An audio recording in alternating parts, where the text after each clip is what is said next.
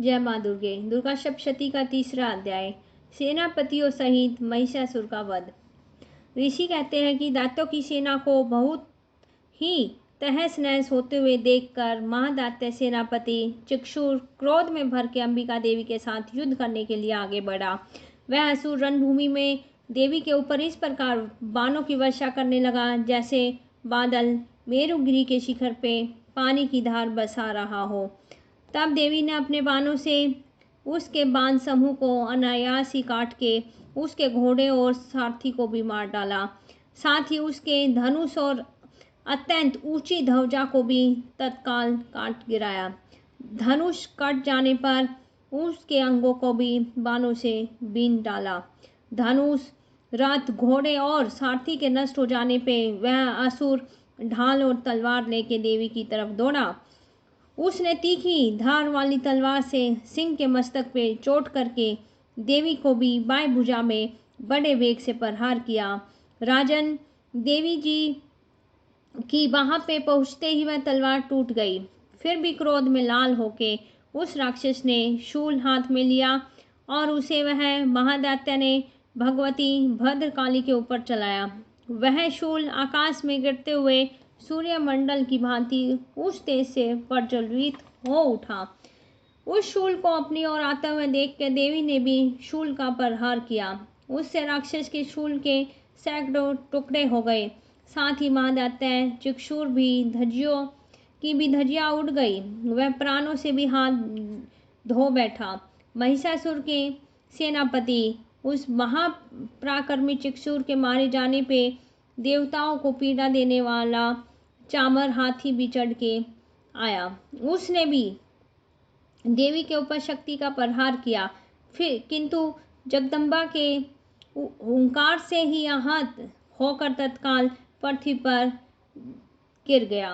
शक्ति टूट कर गिरी देखकर चामर को भी बड़ा क्रोध आया। उसने भी शूल चलाया, लेकिन देवी ने उस पे भी बाणों द्वारा उसको भी काट डाला। इतने में ही देवी का सिंह उछल के हाथी के मस्तक पे चढ़ बैठा। उस दैत्य के साथ खूब जोर लगा के बाहु युद्ध करने लगा।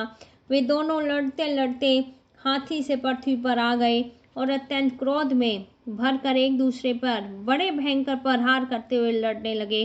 तदंतर सिंह बड़े वेग से आकाश की ओर उछला और उधर से गिरते हुए उसने पंजों से मारकर चामर का सिर धड़ से अलग कर दिया।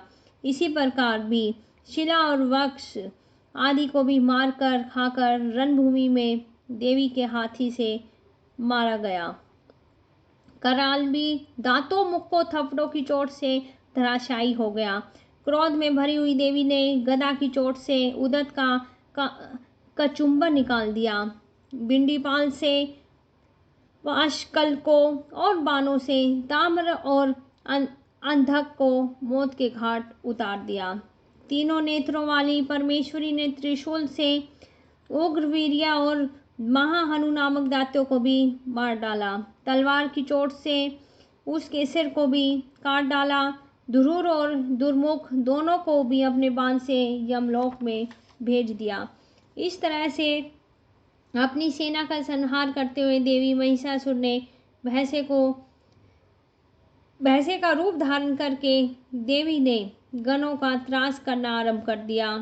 देवी के गणों का त्रास करना आरंभ कर दिया।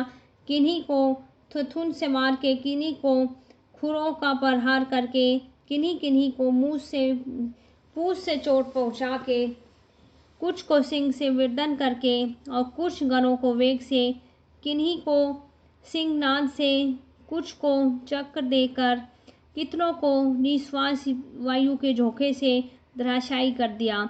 इस प्रकार गणों की सेना को गिरा के वह असुर महादेवी के सिंह को मारने के लिए झपटा। इससे जगदम्बा को और भी अधिक क्रोध आया।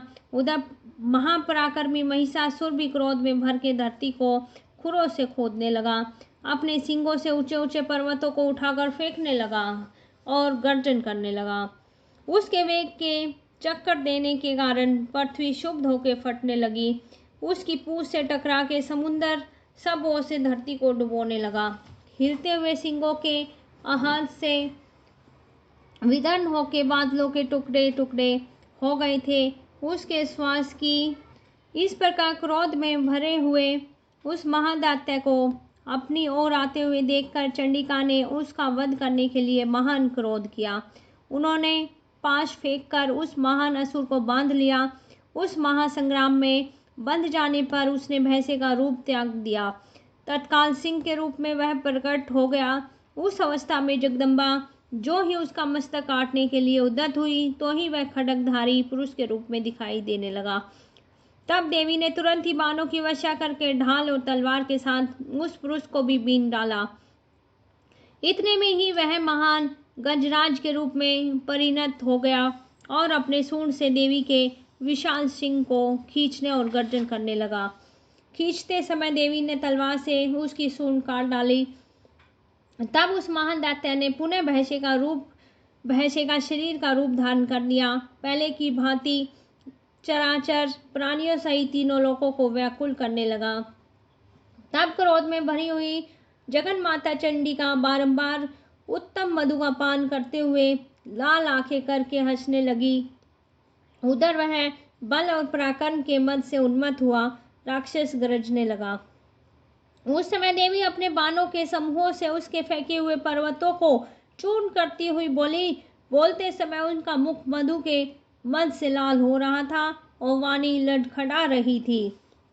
देवी ने कहा, ओ मूढ़, मैं जब तक मधु पीती हूँ तब तक तू क्षण भर के लिए खूब गर्ज ले। मेरे हाथ से यहीं तेरी मृत्यु हो जाने पे अब शीघ्र ही देवता भी गर्जना करेंगे। ऋषि कहते हैं, यूं कहकर देवी उछली और उस महान दैत्य के ऊपर चढ़ गई। फिर अपने पैर से उसे दबा के उन्होंने त्रिशूल से उसके कंठ में आघात किया और उनके पैर से दबा होने के कारण महिषासुर अपने मुख से अभी आधे शरीर से ही बाहर निकलने ही पाया था कि देवी ने अपने प्रभाव से उसे रोक दिया। आधा निकलने होने के कारण वह महादैत्य देवी से युद्ध करने लगा। अब देवी ने अपनी बड़ी तलवार से उसका मस्तक काट गिराया। फिर भी हाहाकार करती हुई दैत्यों की सारी सेना भाग गई। संपूर्ण देवता अत्यंत प्रसन्न हो गए। इस देवताओं ने दिव्य महिषों के साथ दुर्गा देवी का स्तवन किया। गंधर्व राज गाने लगे, अप्सराएं नृत्य करने लगी। दुर्गा सप्तशती का तीसरा अध्याय महिषासुर वध का नामक तीसरा अध्याय पूरा हुआ।